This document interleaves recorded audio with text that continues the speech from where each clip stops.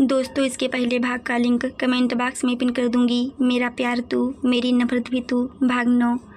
रुद्र कुछ नहीं बोलता है, वह भी मीटिंग पर ध्यान देने लगता है। 1 घंटे बाद मीटिंग खत्म हो जाती है। एक एक करके सब मीटिंग से निकलने लगते हैं। सब चले जाते हैं, रुद्र नहीं जाता है तो विधि खुद ही मीटिंग से निकलने लगती है।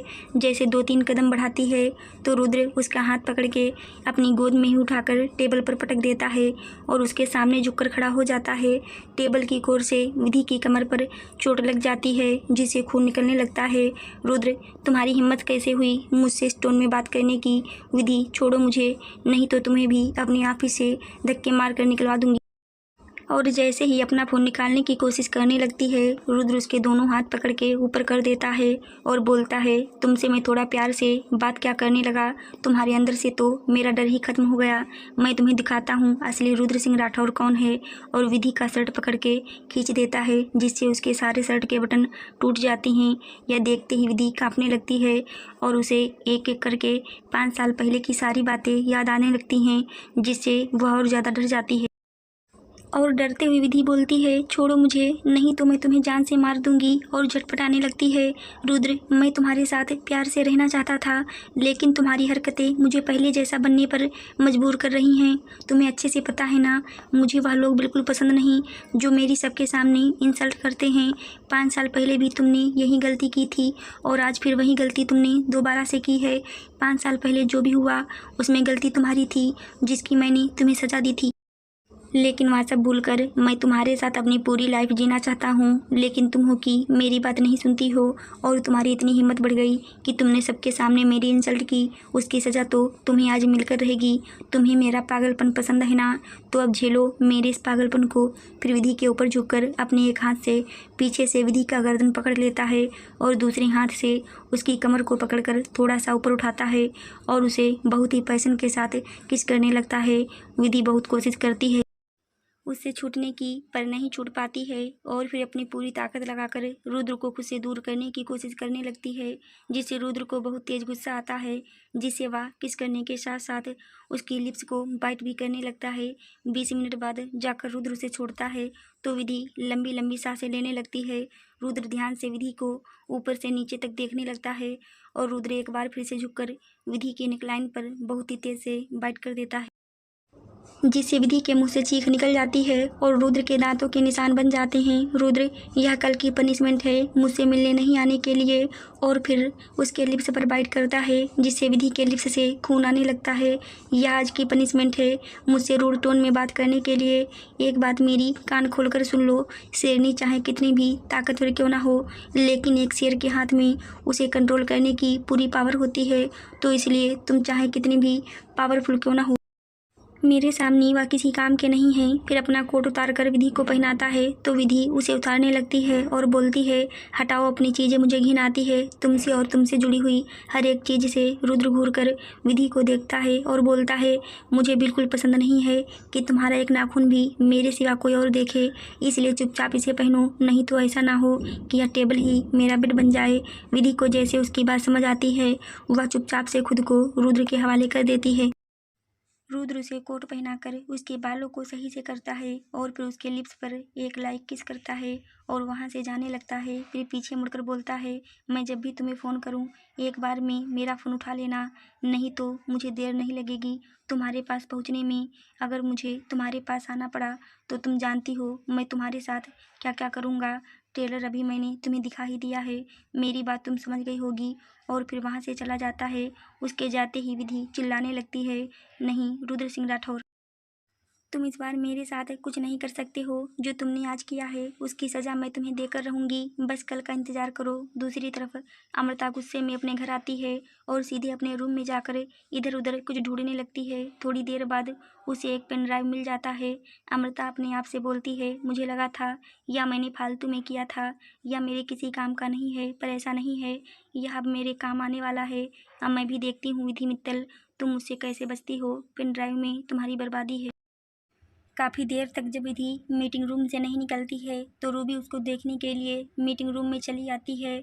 वहां जाकर देखती है कि विधि अपने दोनों घुटनों के बीच अपना सर रखकर कुछ बड़बड़ा रही है, कांप रही है। रूबी उसके पास जाती है, मैम क्या हुआ आपको? विधि जैसे किसी की आवाज़ सुनती है तो अपना सर उठा के ऊपर देखती है। सामने रूबी को देखकर अपने आप को संभाल के बोलती है, कुछ नहीं हुआ है, मेरे केबिन में जाकर मेरे लिए दूसरे कपड़े लेकर आओ फास्ट। रूबी यस मैम और विधि के कपड़े लाकर उसको दे देती है। विधि फटाफट खुद को सही करती है और बोलती है, मैं गिर गई थी तो टेबल के कोने में मेरे कपड़े फंस गए थे, इसलिए फट गया था। इसलिए जो तुमने यहाँ पर देखा उसको यहीं पर भूल जाना और वहाँ से चली जाती है। रूबी अपने मन में ये इतना अजीब क्यों है, यहाँ पर डर से काँप रही हैं। डर तो सबको लगता है, वह भी किसी चीज़ से डर गई होंगी, लेकिन फिर भी दिखाएंगी नहीं, खुद को स्ट्रांग बना के सामने खड़े रहेंगी। चाहे कुछ भी हो जाए, सच में बड़े लोगों को समझना नामुमकिन है और वह भी उसके पीछे चली जाती है। थोड़ी देर विधि अपना काम करती है, फिर घर के लिए निकल जाती है। घर जाकर निशा को सबसे मिलवाती है, फिर निशा का रूम दिखाकर वह अपने रूम में चली जाती है। शावर लेने के बाद नीचे आती है, सबके साथ खाना खाकर दोनों बच्चों को लेकर रूम में जाती है। विधि, क्या आप दोनों आज मेरे साथ सोना पसंद करोगे? शिवी, हाँ मम्मा, मैं आपके साथ ही सोऊंगी। शिवाय विधि का हाथ पकड़ के बोलता है, आप परेशान हो क्या माम? किसी ने आपको परेशान किया क्या? विधि, नहीं बच्चा, मैं ठीक हूँ। यह सब छोड़ो और चलो सोते हैं। दोनों को सुलाकर विधि स्टडी रूम में चली जाती है और कंप्यूटर ऑन करके बैठ जाती है। काफ़ी देर तक कंप्यूटर पर कुछ करती रहती है, फिर स्माइल करते हुए बोलती है, या मुझे टच करने की पनिशमेंट तुम्हारी। रुद्र सिंह राठौर, चैन की नींद सो लो रात में, कल से तुम्हारी उल्टी गिनती शुरू। जैसे बूंद बूंद से घड़ा भरता है, उसी तरह धीरे धीरे तुम्हारी यह झूठी शान खत्म करूंगी मैं। तुम्हें अभी यह साबित करके दिखाऊंगी कि शेरनी को कमज़ोर समझने की गलती कभी नहीं करते हैं। नेक्स्ट मॉर्निंग रुद्र के ऑफिस में मोहित एक फाइल रुद्र के सामने रखता है। छोटी से लेकर 18 साल की उम्र तक की सारी जानकारी है इसमें विधि मैम की, पर सर इसकी 5 साल की कोई जानकारी नहीं है। मैंने काफ़ी कोशिश की निकालने की, बट नहीं मिली। रुद्र, उसके लिए तुम्हें न्यूजीलैंड जाना होगा। मोहित, सर मैं कैसे जा सकता हूँ? रुद्र, मैंने जिसको विधि के बारे में पता करने के लिए बोला था उससे कांटेक्ट करके बता दो। न्यूजीलैंड में विधि ने 5 सालों में क्या क्या किया, हर एक जानकारी चाहिए। मोहित ओके बोलकर वहाँ से चला जाता है। रुद्र फाइल निकाल के उसको ध्यान से पढ़ने लगता है। उसमें विधि की भी बहुत सारी पिक्चर थीं। रुद्र बहुत ही ध्यान से एक एक करके उस फोटो को देखता है। लास्ट में जाकर उसकी नज़र एक फ़ोटो पर टिक जाती है जिसमें विधि अपनी मॉम के साथ खड़ी थी। रुद्र उस फोटो को अपने हाथ में लेकर बोलता है, मैंने अभी 2-3 साल पहले इनको देखा है, पर कहाँ पर देखा है यह याद क्यों नहीं आ रहा है। और इस फाइल की जानकारी के हिसाब से विधि की मॉम की डेथ जब हो गई थी तब विधि 8 साल की थी, पर यह कैसे पॉसिबल हो सकता है? या तो इस फाइल में कोई गलती है या फिर मुझसे गलती हो रही है। मुझे अच्छे से याद है, मैंने भी 3 साल पहले देखा, शायद किसी के फ़ोन में, और किसके, और वह भी मैंने इनको जिंदा देखा है। फिर तुरंत अपना फ़ोन उठाकर अंडरवर्ल्ड के एक आदमी को कॉल लगाता है और बोलता है, एक फ़ोटो भेजा है तुम्हारे फ़ोन पर, उसमें एक औरत है, उसके बारे में एक एक जानकारी चाहिए अभी के अभी। जानकारी के हिसाब से उनकी मौत 15 साल पहले हो गई है, पर मुझे याद है मैंने उनको 3 साल पहले कहीं देखा है। तुम्हें यह पता करना है यह दोनों औरतें सेम हैं या कोई मुझसे गलती हो रही है। ओके बॉस, मैं आपका काम कर दूंगा। फिर वह आदमी फ़ोन रख देता है। फिर रुद्र उस फाइल को दोबारा से पढ़ने लगता है। तभी दौड़ते हुए मोहित कैबिन में आता है और बोलता है, सर एक प्रॉब्लम हो गई है। रुद्र, अब बोलो क्या हुआ है? मोहित, सर जो टेंडर हम लोगों ने भरा था वह मार्केट में लीक हो गई है। कल रात को कंपनी के इंटरनेट सिस्टम नेटवर्क को किसी ने हैक कर लिया है और उसे पूरी तरह से ख़राब कर दिया है। रुद्र, ऐसे कैसे ख़राब हो सकता है? इससे पहले आईटी डिपार्टमेंट ने इस प्रॉब्लम से डील नहीं किया है। मोहित, जिस हैकर ने यह किया है उससे निपटना बहुत ही बड़ी मुश्किल है। हमारे आईटी डिपार्टमेंट के लोग बाहर निकालने की अभी भी कोशिश में लगे हैं।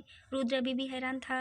रुद्र जल्दी से अपना कंप्यूटर ऑन करता है, क्योंकि उसके कंप्यूटर से ही पूरी कंपनी को नेटवर्क मिलता था। उससे कोई भी फर्क नहीं पड़ता था कि कोई हैकर कितना भी काबिल क्यों ना हो, लेकिन उसका कंप्यूटर सेफ ही रहना चाहिए था। अगले पल ही सच्चाई रुद्र की आंखों के सामने आ गई। उसकी कंप्यूटर पर चमकती हुई एक ग्लास विंडो ओपन होता है और अगले ही पल पूरे ऑफिस में एक डांस म्यूजिक बजने लगा और दूसरे ही पल एक मैसेज उसकी आंखों के सामने होता है, आइंदा मुझसे दूर रहना, नहीं तो अगली बार 4,000 करोड़ का नुकसान होगा।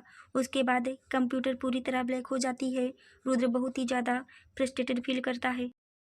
और गुस्से में मोहित को बोलता है, आईटी डिपार्टमेंट के सारे लोगों को फायर कर दो और दूसरे लोगों को काम पर लगाओ, एक अर्जेंट मीटिंग रखो जल्दी से। मोहित ओके बोलकर वहाँ से चला जाता है।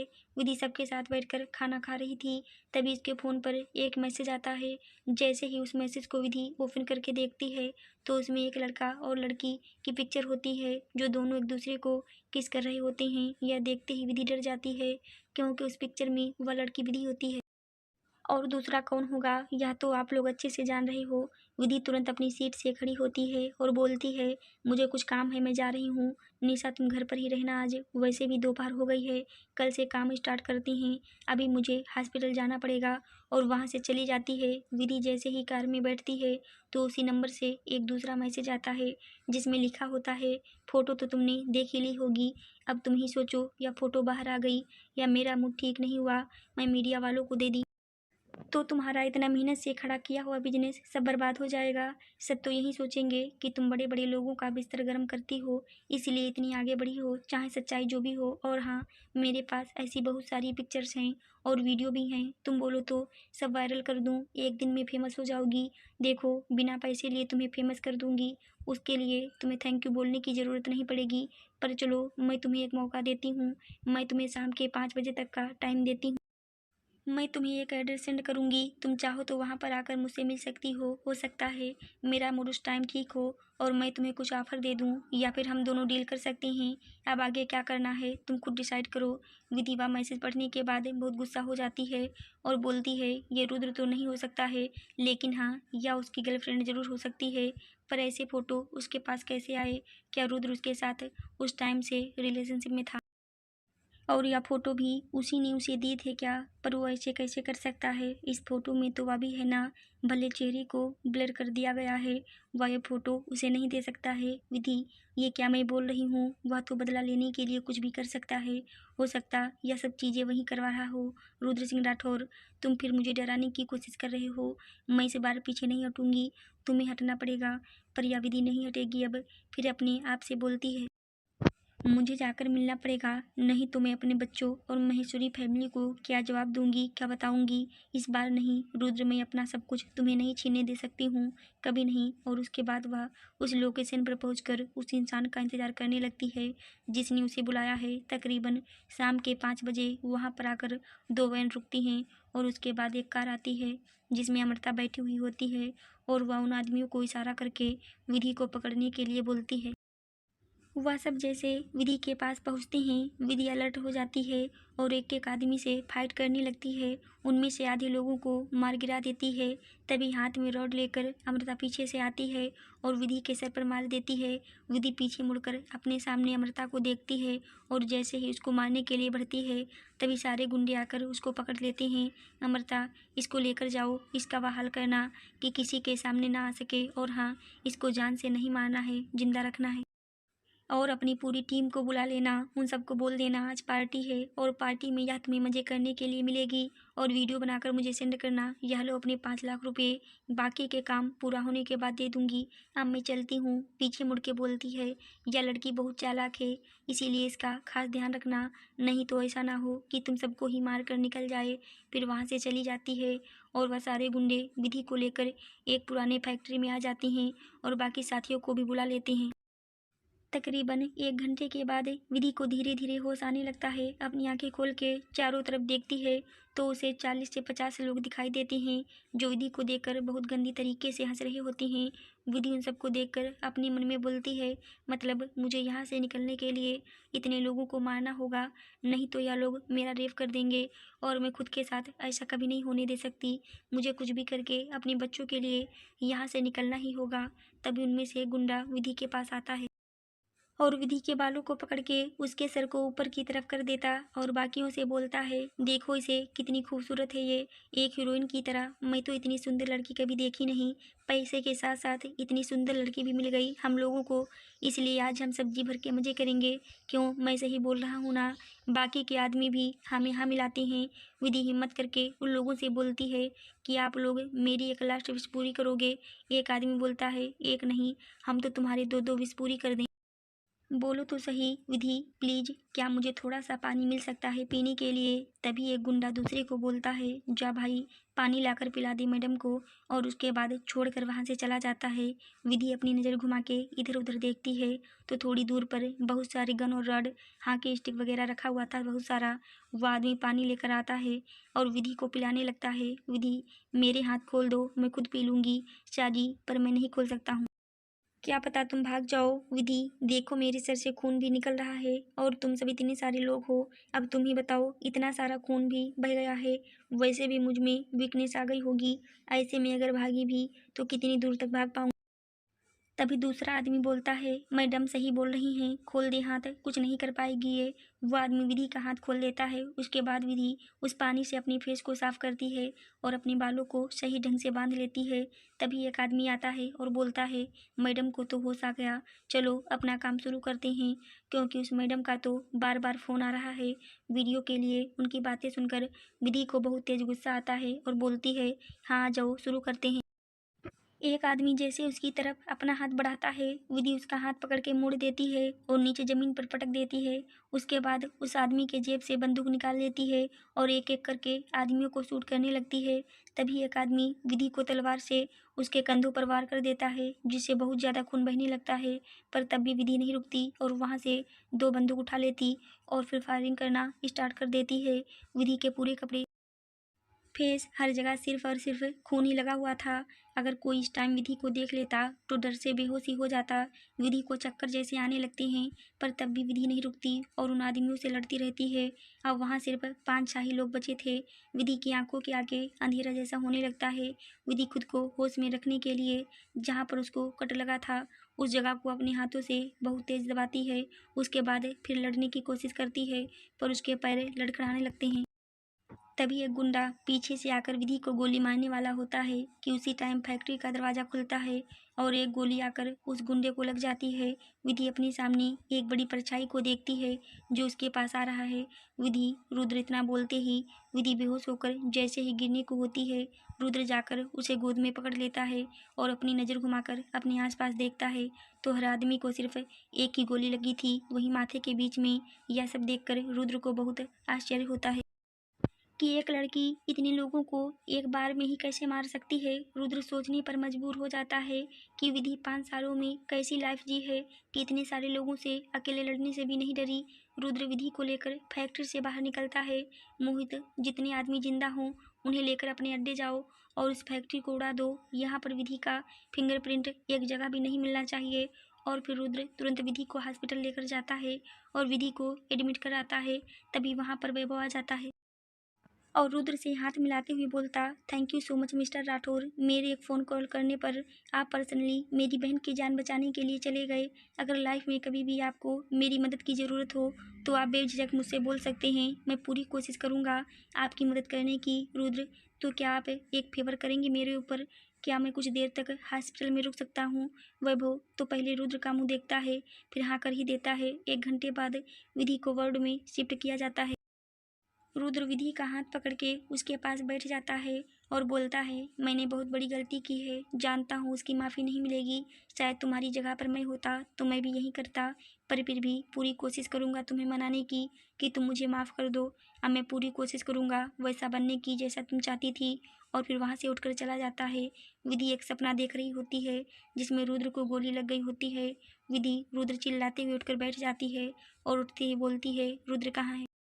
और जैसे ही अपनी आसपास देखती है तो खुद को हॉस्पिटल में पाती है। तभी कानों में वैभव की आवाज़ पड़ती है, तुम ठीक तो हो विधि? अपनी नज़रें घुमाकर वैभव को देखती है, हाँ मैं ठीक हूँ। फिर खुद से बोलती है, मैं बेहोश होने से पहले रुद्र को देखी थी कि मुझे कोई भ्रम हो गया था।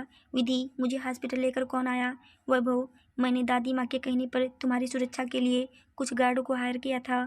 उन्होंने मुझे फ़ोन करके बताया कि तुमको कुछ लोग उठाकर कहीं ले जा रहे हैं। मैं शहर से काफ़ी दूर था मीटिंग के चलते, इसलिए मैंने मिस्टर राठौर से हेल्प मांगी थी, उन्होंने ही तुम्हें बचाया है। और काफ़ी देर तक तुम्हारे पास ही बैठे रहे थे। उसके बाद वह यहाँ से गए हैं। विधि, ठीक है भाई, क्या डॉक्टर को बुला सकते हैं? वैभव, क्यों, कोई परेशानी हो रही है?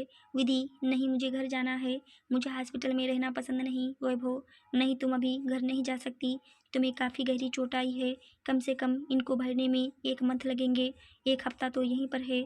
मैंने फ़ोन करके निशा को बुला लिया है, वह तुम्हारे साथ ही हॉस्पिटल में रहेगी। विधि, और किसी को कुछ नहीं बताया है ना आपने? नहीं, ठीक है, इसके बारे में और किसी से बात मत कीजिएगा, मैं नहीं चाहती कि घर वालों को परेशानी हो मेरी वजह से। वैभव, परिवार लोग थे कौन? विधि, कुछ खास नहीं, आप ज़्यादा मत सोचो उस बारे में, मैं खुद देखूंगी। और हाँ, आपको बहुत काम होगा, आप जाइए, मेरे पास निशा आती होगी। वैभव, ठीक है, अभी तो मैं जा रहा हूँ, पर रात में आऊँगा तुमसे मिलने, इसलिए घर जाने की सोचना भी मत समझ। उसके बाद वहाँ से चला जाता है। विधि अपनी आंखें बंद कर लेती है और बोलती है, रुद्र, आखिर तुम हो कौन? कभी तुम ही मुझे चोट पहुँचाते हो, तो कभी खुद ही बचाने आ जाते हो, आखिर तुम मुझसे चाहते क्या हो? और ऐसे ही सोचते सोचते गहरी नींद में चली जाती है। रात के समय विधि के फ़ोन पर आस्था का कॉल आता है। आस्था, मैं मुंबई आ रही हूँ, कल सुबह मुझे एयरपोर्ट लेने आ जाना। विधि, ओके, आ जाऊँगी। और तू ठीक है ना? आस्था, एकदम ठीक हूँ, बहुत ज़्यादा खुश भी। मैं आकर ना तेरे को बहुत सारी चीज़ें बताने वाली हूँ, पता है तुझे? इसके आगे कुछ बोलती तब तक एक आदमी आकर आस्था से टकरा जाता है, जिसके चलते आस्था का फ़ोन उसके हाथ से गिरकर टूट जाता है। आस्था, बेवकूफ़ लड़के, तुझे दिखाई नहीं देता क्या, जो ऐसे टक्कर मारते हुए चल रहा है? वह लड़का जो आगे निकल चुका था, आस्था की बातें सुनकर वापस उसके पास आकर खड़ा हो जाता है। आस्था उसको देखती है तो बस देखती रह जाती है। वह लड़का कोई और नहीं, रुद्र का छोटा भाई समर्थ सिंह राठौर था। समर्थ के लुक्स देखने में किसी मॉडल से कम नहीं थे। समर्थ इसी असाधारण लुक्स की वजह से काफ़ी मॉडलिंग प्रोजेक्ट्स भी मिले थे। वह भी एक एंटरटेनमेंट इंडस्ट्री में जाना माना हीरो था। गोरा रंग और धूम में ट्रेंड पड़ चुकी उसकी डस्की स्किन उसे यूरोपियन लुक देती थी। 6 फीट लंबी हाइट, 25 उम्र और उसकी भूरी भूरी आंखें, जिनमें कोई देखे तो उसी में डूब जाए। समर्थ आस्था के आगे चुटकी बजाते हुए बोलता है, ओह लो, अभी थोड़ी देर पहले तो बहुत चपड़ चपड़ बोल रही थी, अब क्या हुआ, बोलती बंद हो गई मुझे अपने सामने देखकर? अब इसमें गलती तुम्हारी नहीं है, मैं हूँ ही इतना हैंडसम कि कोई मुझसे अपनी नज़र हटा ही नहीं पाता, खासकर तुम जैसी लड़कियाँ। आस्था उसकी बातें सुनकर चिढ़ जाती है और बोलती है, अपनी शक्ल देखी है तुमने कभी आईने में? छुछुंदर की तरह तो तुम्हारी शक्ल है, बड़े आए खुद को हैंडसम कहने वाले। समर्थ, क्या बोला तुमने? छुछुंदर? और यह छुछुंदर क्या होता है? आस्था उसकी बातें सुनकर पहले तो बहुत देर तक हंसती है, उसको हंसता देखकर चिढ़ जाता है और गुस्से में बोलता है, पहले तुमने जो वर्ड बोला था उसका मतलब बताओ, बाद में हंसना। आस्था खुद पर कंट्रोल करते हुए बोलती है, छुछुंदर मतलब क्या बोलूँ इसे अब मैं? सोच आस्था सोच, हाँ, छुछुंदर उसे बोलते हैं जो दिखने में बहुत ही ज़्यादा स्मार्ट और हैंडसम होता है, उसे बोलते हैं। जैसे मेरा ही ले लो, आज से पहले मैंने तुम्हारे इतना छुछुंदर लड़का कभी नहीं देखा है और शायद मैं कभी देख नहीं पाऊंगी। यह बोलते समय आस्था को इतनी ज़्यादा हंसी आ रही होती है, उसकी आंखों से आंसू आने लगते हैं। Samarth, okay, thank you so much मेरी इतनी तारीफ़ करने के लिए। आई एम सॉरी, मेरी वजह से तुम्हारा फ़ोन गिर गया, और अपने मैनेजर विशाल को अभी के अभी इसको लाकर नया फ़ोन दो। विशाल अपने मन में बोलता है, इस लड़की ने इनको इतना कुछ सुनाया, ऊपर से इनको छछूंदर भी बोला, इनकी इतनी ज़्यादा बेइज्जती भी की, और यह है कि इसको नया फ़ोन लाकर देने के लिए बोल रही हैं। मुझे तो एक शब्द अपने सामने बोलने नहीं देते, लेकिन अच्छा हुआ मुझे परेशान करते हैं, उनके साथ ऐसा ही होना चाहिए। और जाकर थोड़ी देर में दूसरा फ़ोन लाकर आस्था को दे देता है। समर्थ को ज़्यादा ऐसा नहीं था कि हिंदी बोलना नहीं आता या समझ नहीं पाता था, लेकिन वह छोटा था, तब से ही विदेश में रहकर पढ़ाई कर रहा था, और वहीं पर एक फेमस मॉडल भी था, जिसकी वजह से उसको हिंदी में बहुत सारे वर्ड के मतलब नहीं पता थे। आस्था उसको थैंक यू बोलती है और वहाँ से अंदर जाकर अपनी फ़्लाइट का वेट करने लगती है। इंडिया में रुद्र मोहित को बुलाता है और बोलता है, मित्तल मेंशन चलने की तैयारी करो। उसके बाद वह दोनों जाकर कार में बैठ जाते हैं। रुद्र मोहित से रास्ते से कुछ फल और गिफ्ट ले लेना, हम आज पहली बार वहाँ पर जा रहे हैं तो अच्छा इंप्रेशन बनना चाहिए। मोहित अपने मन में बोलता है, मतलब इस राक्षस को भी डर लगता है रिजेक्ट होने का, मुझे तो जहाँ तक पता था यह काम ज़बरदस्ती करने में माहिर है, फिर इनको आज क्या हुआ है? जो भी हो मुझे क्या, ओके बोलकर अपने काम में लग जाता है। आधे घंटे बाद रुद्र की कार एक बड़े से बंगले के सामने आकर रुकती है। रुद्र उतरकर जैसे ही अंदर जाता है, तभी सीढ़ियों से उतरते हुए एक 85 साल का आदमी बोलता है, क्या बात है मुंबई के बिजनेस किंग आज हमारे घर, यह तो बहुत ही आश्चर्य की बात है। रुद्र बहुत ही फुल लाइकली बोलता है, नमस्ते दादाजी, और आप यहाँ कैसी बातें कर रही हैं? बस मेरे पास टाइम नहीं होता इसलिए नहीं आता। और आप कैसे हैं और अंकल कैसे हैं? वो आदमी रुद्र को बोलता है, बैठ जाओ फिर बातें करते हैं। रुद्र वहीं पास रखे सोफे पर बैठ जाता है। तभी एक और आदमी आता है जिसकी उम्र 50 साल की होगी। अरे रुद्र बेटा, आज कैसे रास्ता भूल गए हो क्या, और गलती से यहाँ आ गए? रुद्र, नमस्ते अंकल, और ऐसी बातें बोलकर आप मुझे शर्मिंदा मत कीजिए। मैं तो आपको एक गुड न्यूज़ देने आया था। ये और कोई नहीं, विधि की अपनी फैमिली है। आइए मिलते हैं इन सबसे। दादाजी पंकज मित्तल, दादी माँ रुक्मणी मित्तल, विधि के बड़े पापा अनंत मित्तल, बड़ी माँ सुप्रिया मित्तल, विधि के पापा आनंद मित्तल, विधि की बुआ अमिता सिंह, उनके पति अरविंद, इनकी इनकी बेटी का नाम है अमृता सिंह, विधि के बड़े पापा के बेटे का नाम देव मित्तल, विधि की बहन देवांशी मित्तल, विधि का छोटा भाई अंकुर मित्तल। विधि की बुआ ने देव और दिव्यांशी को पूरे तरीके से अपने बस में करके रखा है ताकि वह आगे चलकर मित्तल कॉर्पोरेशन का वारिस अपनी बेटी अमृता को बना सके। विधि के बड़ी मम्मी पापा अच्छी तरीके से समझते हैं, पर वह अपने बच्चों के आगे हार मान चुके हैं। आनंद जी बोलते, क्या न्यूज है बताओ? रुद्र कुछ नहीं बोलता है, बस एक फाइल निकालकर उनको दे देता है। आप खुद ही देख लो। आनंद जी जैसे जैसे उस फाइल को पढ़ने लगते हैं, उनकी आंखों से आंसू बहने लगते हैं और हकलाते हुए बोलते हैं, सच में मेरी और नम्रता की बेटी जिंदा है। बोलो क्या सच है? तभी वहाँ पर रुक्मणी मित्तल आती हैं, उस फाइल को अपने हाथ में ले लेती हैं और उस फाइल में रखी फ़ोटो को बड़ी ही गौर से देखने लगती हैं। रुक्मणी जी, मेरी पोती बहुत सुंदर है। पंकज जी, और बताओ उसके बारे में क्या करती है? रुद्र, बहुत ही फेमस सर्जन है वह, और साथ में ही जो मार्केट में नई कंपनी आई है वह कंपनी भी उसी की है। पंकज जी, अब तो मैं मान गया, सच में वह मेरी ही पोती है। रुक्मणी जी, मेरी भी है, समझे? आनंद जी तो बस विधि की फ़ोटो को हाथ में लेकर बड़े ही ध्यान से उसको देख रहे थे और उनकी आंखों में आंसू आ जाते हैं। आनंद जी, मेरी बेटी इतनी बड़ी हो गई है और आज तक उसको अपने पापा के बारे में भी पता नहीं होगा। इसमें सारी गलती मेरी है। अगर मैं उस दिन गुस्से में घर से नहीं निकला होता तो शायद आज मैं अपनी बेटी के साथ खड़ा होता। पंकज जी उनके कंधों पर हाथ रखकर बोलते हैं, गलती किसी की नहीं होती है, सब समय करवाता है। मैं तुम्हारे साथ ज़बरदस्ती नहीं करता तो तुम्हारे साथ वो हादसा नहीं होता और आज हम सारी फैमिली हंसी खुशी एक साथ रह रहे होते। तभी रुक्मणी जी बोलती हैं, अरे यह सब बात छोड़ो, हम उससे मिलने नहीं जाएंगे क्या? मुझे तो अपनी पोती से मिलकर उसे गले लगाना है, उससे बहुत सारी बातें करनी है, उसे प्यार करना है। रुद्र, सारी दादी माँ, बट मुझे लगता है इतनी आसानी से किसी को अपनाती नहीं है और उसने अपनी लाइफ की सारी प्रॉब्लम अकेले ही फेस की है। मुझे नहीं लगता कितनी आसानी से अपने पापा को माफ़ करेगी, क्योंकि मैं उसको जितना जानता हूँ बहुत ज़्यादा ज़िद्दी है। पंकज जी, तुम उसे बहुत अच्छे से जानते हो, तुम उसे कब मिले और इतनी सारी जानकारी तुम्हारे पास कैसे है? रुद्र, वह एक बिजनेस वूमेन है और मार्केट में कोई सी भी नई कंपनी आती है तो हमें पता होना चाहिए इसका मालिक कौन है, क्या करता है, ताकि आगे जाकर वह हमसे कंपटीशन करता भी है तो हमें ज़्यादा नुकसान ना हो। इसलिए मैंने उसकी सारी जानकारी निकलवाई थी। तभी मुझे पता चला वह आनंद अंकल की बेटी है, तो मैं तुरंत आप लोग के पास आ गया। पंकज जी, बेटा मैं भी एक बिजनेसमैन हूँ, इतना तो जानता ही हूँ कि एक बिजनेसमैन बिना किसी प्रॉफिट के अपना कोई काम नहीं करता है। तो अब बता भी दो, तुम चाहते क्या हो इसके बदले? रुद्र, दादाजी आप कैसी बातें कर रहे हैं? आप मेरे दादाजी के दोस्त हैं और मैं आपको अपने दादाजी के ही इतना प्यार करता हूँ। मैं तो बस आपके चेहरे पर खुशी देखना चाहता था, इसलिए मैं आ गया। रुक्मणी जी, बस भी करो, क्यों परेशान करते हो बच्चे को? पंकज जी, ठीक है, लेकिन मेरी एक शर्त है, जब तुम्हें परेशान करना बंद कर सकता हूँ कि तुम मुझसे उसे मिलवाने ले चलो। रुद्र, यह बहुत बड़ा काम है, थोड़ी सी भनक भी लग गई तो पता नहीं क्या क्या अपने दिमाग में सोचने लगे मेरे बारे में। मैं तो वैसे भी उसके लिए उसका दुश्मन हूँ। पंकज जी, क्या क्या दुश्मन? Rudra, I mean business rival हूँ, तो उसका दुश्मन ही हुआ ना। रुद्र, ठीक है, फिर मैं चलता हूँ। अब आप उसे मनाने के तरीके देखिए। मैं तो कहूँगा आप डायरेक्ट जाकर उससे मत मिलिएगा, नहीं तो पता नहीं आपको क्या बोल दे और आपको कहीं बुरा लग जाए। आनंद जी, मुझे उसकी बातों का बुरा नहीं लगेगा, जब मुझे अच्छे से पता है कि मैंने उन दोनों के साथ बहुत गलत किया है। चाहे वह गलती मुझसे अनजाने में ही क्यों ना हुई हो, मैं उसकी सारी नफरत और सारी नाराज़गी सुनने को तैयार हूँ। बस मुझे उससे एक बार मिलना है।